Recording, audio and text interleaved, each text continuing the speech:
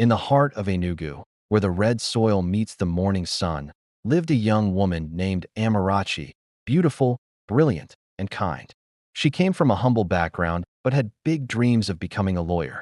Her life changed when she met Ibuka, a charming young man from a wealthy family who fell in love with her simplicity. They met at a university debate competition. Ibuka was the sponsor of the event. Amarachi was one of the speakers. After her passionate speech, he couldn't take his eyes off her. Ibuka, smiling, "You talk like someone who's not afraid of the world." Amarachi laughs, "Maybe because the world has already tested me." Days turned to weeks, weeks to months. Their love grew. They took evening walks around Nsuka Hills, shared roasted corn, and dreamed of forever. Their trust grew. Music shifts to a warm, romantic tone. Ibuka introduced Amarachi to his family, but his mother, Madame Obi, disapproved immediately. "Madame Obi, son, you are from the Nwankwo family. We don't marry poor girls fro poor families. Do you want to embarrass us?" Ibuka stood his ground. "Mama, love is not about class." Despite the family's rejection, Ibuka rented a small apartment in town where he and Amarachi could spend time together.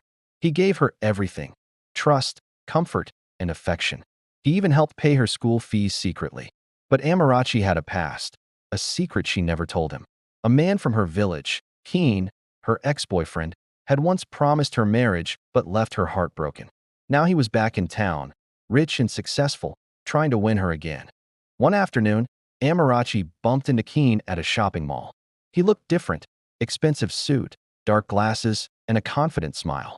"Keen, Amara, you still look beautiful. I've missed you." "Amarachi, you have no right to say that. You left me when I needed you most." "Keen, I was foolish. Let me make it up to you. Just lunch, please." Against her better judgment, she agreed.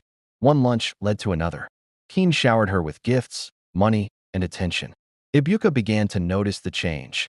Amarachi became distant, often busy with schoolwork. One night, Ibuka found a gold bracelet in her bag with the name Keen engraved on it. He confronted her. "Ibuka, who is Keen?" Amarachi, hesitant, "He's just a friend." Ibuka looked at her in disbelief. "Amara, don't lie to me." The trust they built began to crumble. Ibuka decided to surprise Amarachi at her hostel with dinner. But when he got there, he saw a black SUV parked outside. From the shadows, he watched Keen walk out of her room, adjusting his shirt, followed by Amarachi wearing his jacket. Heartbroken, Ibuka dropped the food on the ground and left silently. Later that night, he deleted all their pictures and blocked her number. When Amarachi realized what she had done, she tried to call him. No answer. She cried all night, but it was too late. Weeks later, news spread that Ibuka had left Enugu for Lagos to take over his father's company. 6 months passed. Amarachi graduated and moved to Enugu City in search of a job.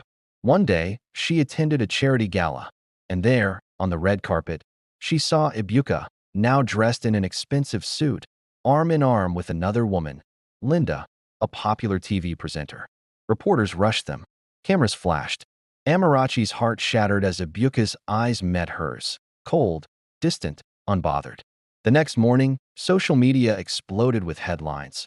Billionaire Ibuka Nwankwo engaged to TV star Linda. Amarachi became the talk of the town, the girl who lost love because of greed. But just when she thought her life was over, fate delivered another twist. A month later, a shocking scandal broke online. Linda, Ibuka's fiancée, was exposed in a viral video cheating with a married senator. The internet went wild. Ibuka called off the engagement immediately. Meanwhile, Amarachi, who had started working in a small law firm, was handling a property case, and the client turned out to be Ibuka's company. When they met again, the tension was thick. Ibuka: "So, fate still wants our paths to cross." Amarachi: "Maybe fate wants us to learn." Ibuka apologized, but Amarachi was firm. "You gave up on me too easily." Weeks later, Ibuka discovered something shocking. Keen, the man who destroyed their relationship, had been hired by his own mother to separate him from Amarachi. Madame Obi had secretly paid Keen to seduce her, just to prove Amarachi was not wife material. Ibuka confronted his mother. "Ibuka," angrily, "you ruined my happiness." Madame Obi, crying, "I only wanted what's best for you." He walked away, heartbroken but determined to fix his mistake. Ibuka went to Amarachi's village and found her teaching children under a mango tree. He knelt before her, holding her hand. Ibuka, Amara, I was blind. I didn't trust you when it mattered most. But I still love you. Amarachi, tearfully, you broke me, Ibuka. But maybe love deserves another chance. They hugged, and the villagers clapped. Love built on trust can survive betrayal only when forgiveness steps in. In the end, Ibuka and Amarachi learned that the heart may break, but it also heals, if the love is real. As the sun set over the red hills of Enugu, two souls who lost everything found each other again, not as victims of betrayal, but as survivors of love. Moral of the story: true love is not perfect. It is tested, broken, and mended. Trust is fragile, and betrayal burns. But forgiveness can rebuild even the ruins of the heart.